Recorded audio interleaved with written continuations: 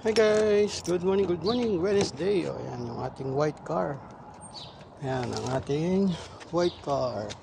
Yung aking ginagamit at ayun naman yung maliit. Ayun, o, ayun yung ating nilinisan. So ito yung aking service.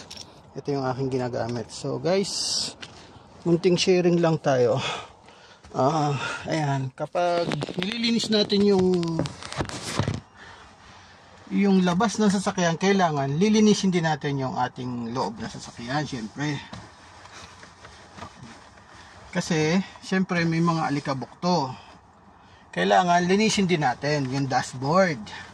Kasi kapag hindi natin nilinis yung ating mga dashboard ng sasakyan at mananatili yung alikabok, syempre kahit na sabihin nating sarado ang mga bintana kapag naka-parking ang ating mga sasakyan, so pinapasok pa din yan ng mga alikabok, lalo na itong mga singit-singit ng aircon o yung labasan ng aircon o yung singawan. So yung dashboard kailangan natin yan, pupunasan din natin para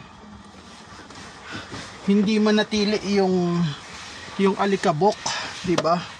Kasi kapag pinabayaan natin na maalikabok yung ating loob ng sasakyan o yung dashboard, syempre kapag ginamit natin yung sasakyan, yung alikabok ang masasanghab natin, mananatili yung bad odor dulot ng alikabok. Kaya kailangan lilinisin din natin ang ating mga loob ng sasakyan, hindi lang labas.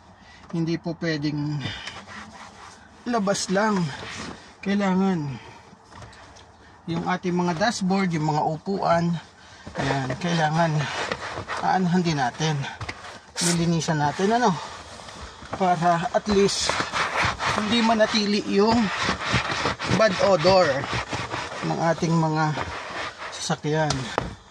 So ayan, hindi naman siya mahirap linisin. So ayan, ugaliin lang po natin na linisan din natin ang ating loob ng sasakyan, at least hindi mananatili yung alikabok at hindi magkakaroon ng bad odor. At syempre pa, para na rin sa kalusugan natin yan, walang dumi yung sasakyan natin, walang alikabok, wala tayong masasanghab, di ba? So ayan. Kaya kailangan natin linisan. Ayan. Para at least, di ba, hindi lang pwedeng labas lang yung malinis.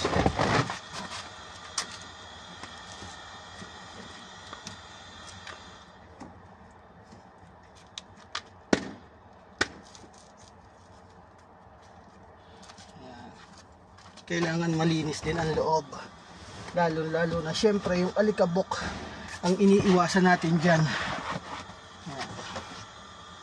Kasi yung alikabok ang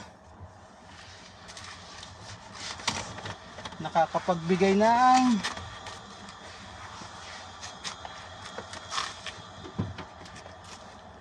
bad odor sa sasakyan, o diba? Kaya kailangan natin linisan. Ayan, lilinisan natin paminsan-minsan. Kahit hindi naman siya everyday, at least kapag nakita na natin na at least mga man lang, twice a week punasan natin. Ayan, para hindi manatili yung alikabok, tsaka hindi namumuti yung ating sasakyan sa loob. At syempre pa, yun yung sinasabi ko, yung bad odor na maidudulot ng nanatiling alikabok sa ating sasakyan. So ayan, dali lang naman, punas-punas lang. Ayan,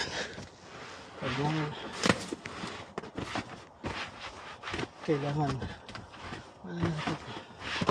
para yung O, di ba?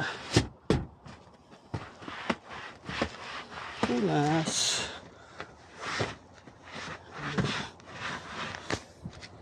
Alright. O, yan o. Ganun kasimple yung paglilinis natin ng ating sasakyan. O, di ba?